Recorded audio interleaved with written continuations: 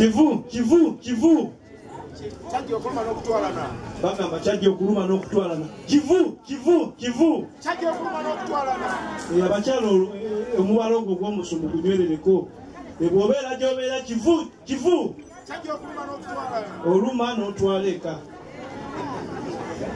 Jajja nsanyusa nnyo kulaba Katikkiro abakulembeze baffe ab'ekitundu bannange mwenna mbasanyukidde. Eddakiika batuwadde entono naye ng'ebigambo bingi. Ffe abali maaso gammwe erinnya eryange nze Kirege Juma. Ku lwa vice chairman wange omukulu Peter Nkalubo Sebugwawo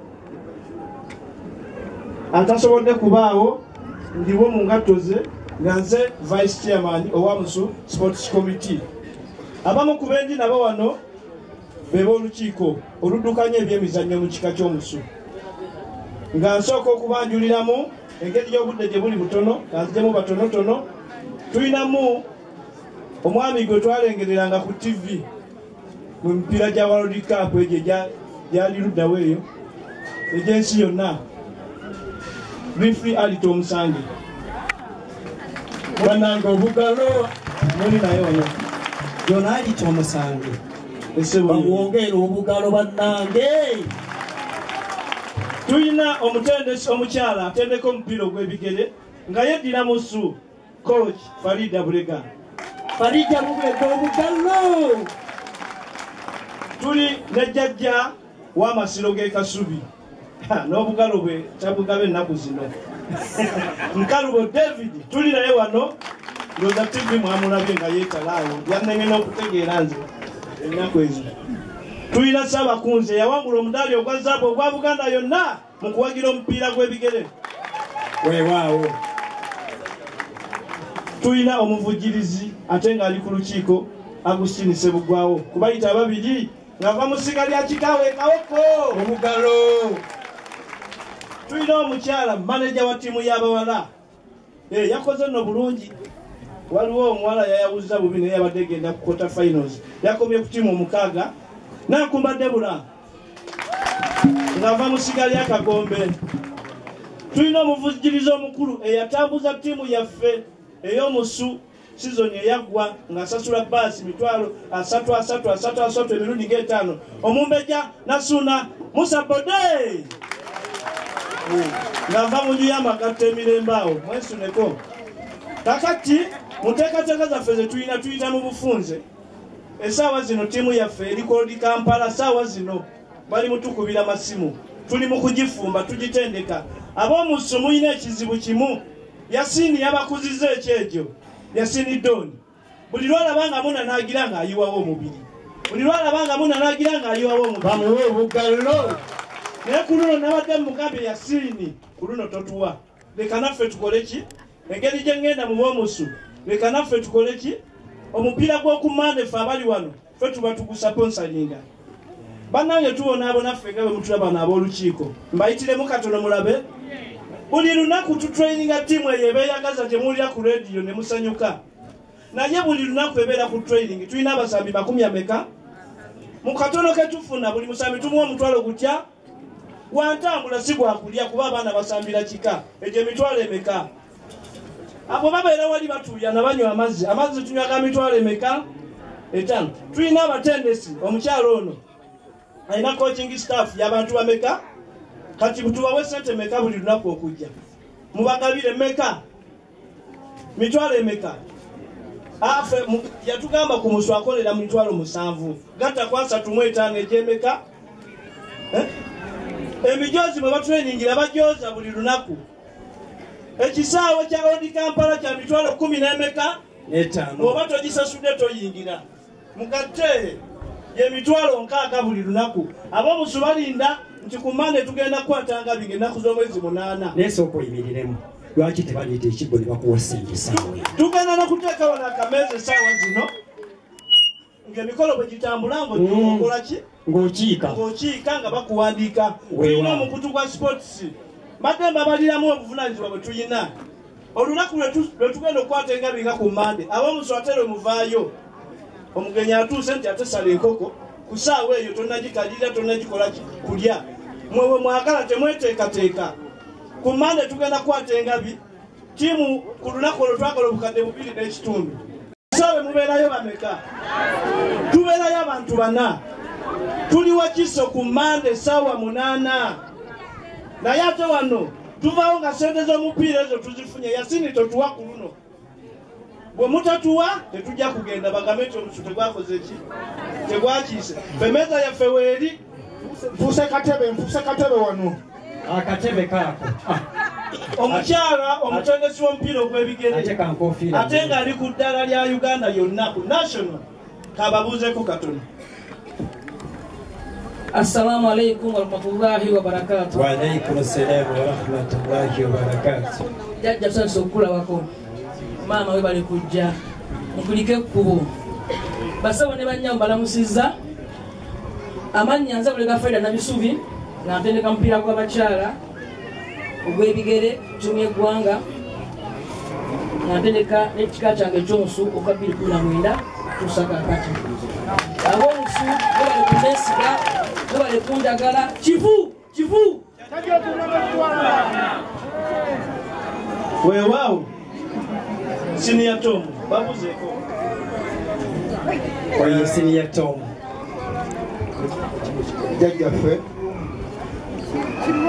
abataka mwenna abali wano mwenna mbalamusizza amannya nze Ali Tomisange nga bwe nalangiriddwa dda naye mu sports committee kuno nze nkulira ebyekikugu nze chairman wa technical Farida bano bakooki ne team manager Katike w'Amasiro ne munnaali wano mumyuka we Kino ya Rumara ebiseera ebisinga batunuulira nze so ebizibu chairman aliwo olwaliro no byayogeddeko byetoolera ku ffe ebizibu ebisinga obungi bibeera ku lunaku lwa training yensonga lwaki tusaba era tufukamira twetaaga obuyambi bwammwe. Assalamu alaikum warahmatullahi wabarakatuh. Wa alaikum assalam warahmatullahi wabarakatuh. Bannange maliriza nebaza Yasin Kiraga Yasin atubeereddewo nnyo omugalo mugambye nti totuwa osunga bwe mbamanyi era ajja kulaba nga baleese kakaaga agira ayiweko omulimu naye ssebo nga tebannawa kakaaga bankuyungulira abasajja n'abaami tandise n'ab'enju ya Madalumala tunula layini yasimbye kati gyentandise nayo egenda kutandika ne taata waayisa Nzeyi Muyingo Tomusange Pira n'abazzukulu bonna ate be bakyaziza abagenyi olwaleero mugende mu kigo tusamba ku Mande ngenda n'okubayita linnya ku linnya ate nsuubira buli eyazze alina akakwate ku musu kyekyo buli eyazze mwagisumulule njagala okulaba nga waakiri abajjaomusi tubaddeko abajja mwenna abajjwa mwenna buli alina akakwate ku musu baabo basimbula ndaba ensawo bazisumulula baabo n'abengabi be munajja tuyinza okubakwata batandise we bali mwana wange we bali nnyo kasifa Saabakunzi abakutte mu lyanga basabo ne banyabo obuzibu obuli wano omukulu abogeddeko mwami Kiregeya betubebaga tiimu ya mupiira eba ya musu omusu abasaba omusu tekisoboka lwaki ayina ennono yaki naye badama omukulu Kiregeya ayogera bino ayogera ku ngabi sebo banzigaire wabwe okuba engabi oyogere ku ngabi ojagaza ki omukyala ali wali yediranga okubekasuka enkunyu oyakunkola ki basabo ne banyabo ensonga enkulu kyenjogerako muliba temukimanyi kyamukisa mubi kamukisa mulungi tuyina teri mukisa mubi egyembi banyabo waliwo ofisi yaffe y'ekasubi sagala bawanisa mikono ja kunkola bubi naye ofisi ab'omusu bakola ki bwe batuula nanzisabye bakye tugendako kikulu nnyo mujjenga mu nkiiko z'ekasubi bamwe tugamba tuzimba ki nga tomanyi kibaddewo olina okumanya ekibaddewo n'omanya kigenda okulongoosebwa Nkimazi bankoze bubi bannanga ne bage bambere balete ebifaananyi wantu tulabe Kasubi afaanana atya office eriwo n'office erezimbe bwe yafaanana etya eyakoze mu nteekateeka y'ebifaananyi tulowooza nti lyandibaddewo ekifaananyi kyo kijje ekifaananyi kye Kasubi ekiriwo kati kadde wange ebaana bagitimbye mukirabye olwayo saakusaba sembeze Kasubi nenjagala mwekubirize mujje Kasubi tulabe tujjawo kya office enkadde tuleke ku office etugwanira ng'abaaki ng'ab'omusomo budde si mukwano gwaffe nnyo ngenda ku kigambo ky'essama era bwenjogera ssama ojja kusaba ku bantu 20 kuliko abantu 7 bamanyi essama n'obutawera sebo webale nnyo si mukadde waffe atudda mu maaso obwedda kumukubira engalo tugezaako era tuza myezi nga 12 mutuukeyo nga muledadde ekyogerwako kigenda mu maaso kiri nnyo okugamba nti kisibuka ssama naye nga tuli mu muyembe nga tuli mu muwafu ate atamanyi gy'ava negyalaga njogera ku bigambo by'essama manyi n'okusinziira kubanga mumanyi ekiri embuga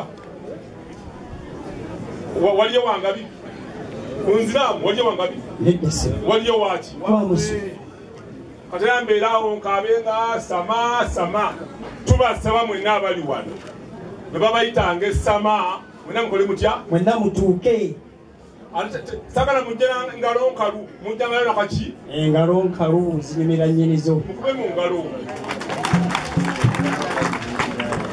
sagala bakooya ebigambo ebisinga sagala bigenda okutola ku salaamu olwo ejjajja Niifa batubuulire n'amanya gaabwe oli ye jjajja Kaami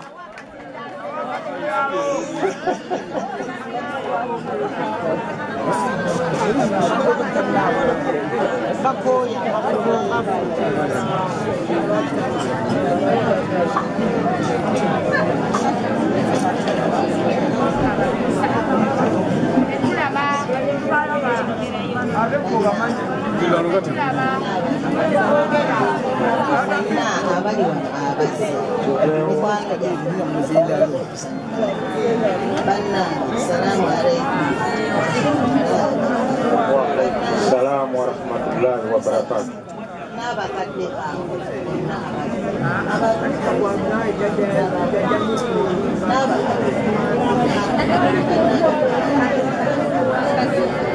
N'abaana baffe bonna abali mu kidaala bonna baana n'abazzukulu kuyo ali mu kidaala muzzukulu ate mwana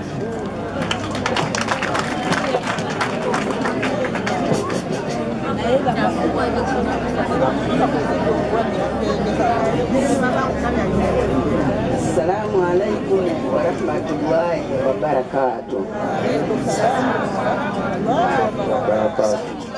Abagenyi baffe abazze okutukolera ku mukolo gwaffe guno abazze okutusanyukirako bannaffe tusanyukidde abakulu abafudde wangulu awo tusanyukidde abakadde abamasaka tusanyukidde mwenna abatudde mu kidaala muno abazzukulu abaana mikwano gyaffe webale nnyo webalire ddala omukolo gwaffe ekitiibwa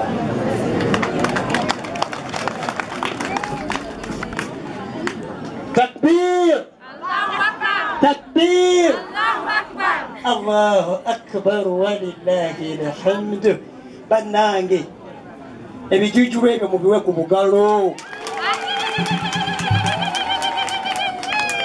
basebo ne bannyabo mwebale nnyo abo be mulabyeko be bajja